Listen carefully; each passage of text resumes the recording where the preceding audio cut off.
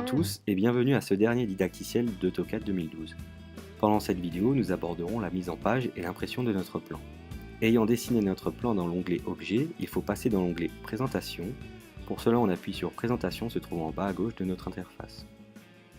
On obtient donc une nouvelle fenêtre avec un aperçu de la feuille à imprimer.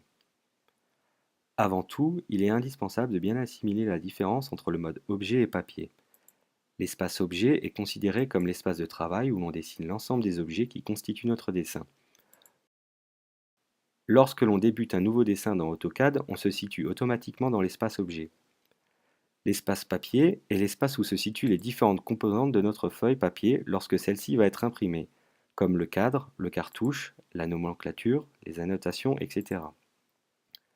De plus, l'espace papier nous permet de placer sur une même feuille de papier plusieurs vues tracées selon des échelles différentes.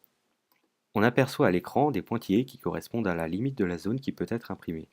Elle dépend donc de l'imprimante ou du traceur sélectionné dans les paramètres.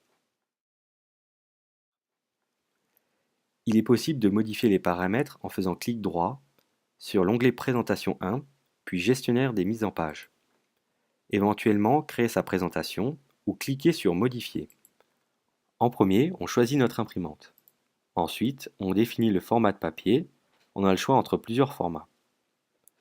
En général, on utilise souvent le format A1. On a aussi le choix de personnaliser les dimensions de notre papier en cliquant sur Propriétés, puis Propriétés personnalisées et personnaliser le format. Cliquez sur OK.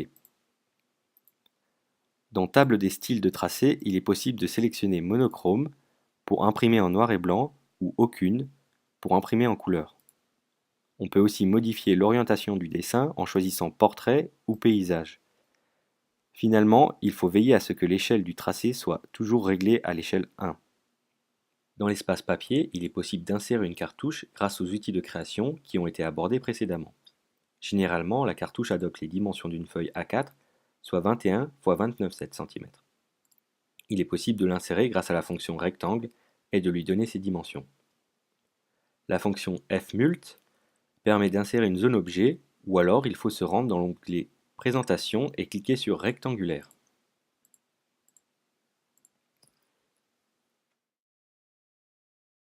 Ensuite, dans l'espace objet, il faut mettre notre plan à l'échelle, l'unité de mon dessin étant le millimètre.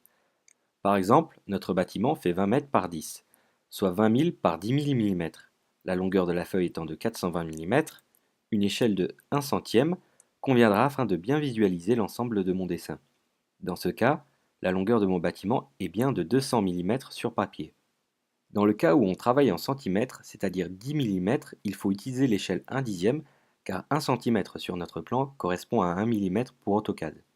Il faut donc multiplier l'échelle désirée par 10, et ainsi de suite. On peut sélectionner l'échelle dans la barre d'état d'outils d'aide au dessin ici.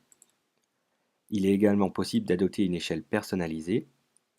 Attention, une fois que l'échelle est définie, il ne faut surtout pas utiliser la molette de la souris qui modifiera l'échelle définie auparavant.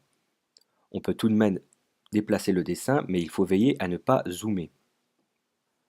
Enfin, afin que la taille des cotes et textes soit à l'échelle sur notre papier, grâce au mode annotatif recommandé dans le didacticiel précédent, il me suffit de passer à l'onglet Annoter et cliquer sur Échelle, ajouter une échelle courante et sélectionner l'intégralité de notre plan et valider.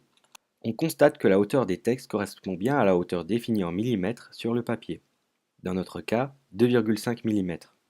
Une fois la présentation terminée, il faut se rendre ici, cliquer sur Imprimer, puis Tracer. Voilà, ce sera tout en ce qui concerne la mise en page et l'impression. Merci d'avoir suivi cette suite de didacticiels sur AutoCAD. Nous espérons qu'ils vous auront été utiles dans votre première prise en main d'AutoCAD. N'hésitez pas à nous poser vos questions dans l'espace commentaires ou à notre adresse mail.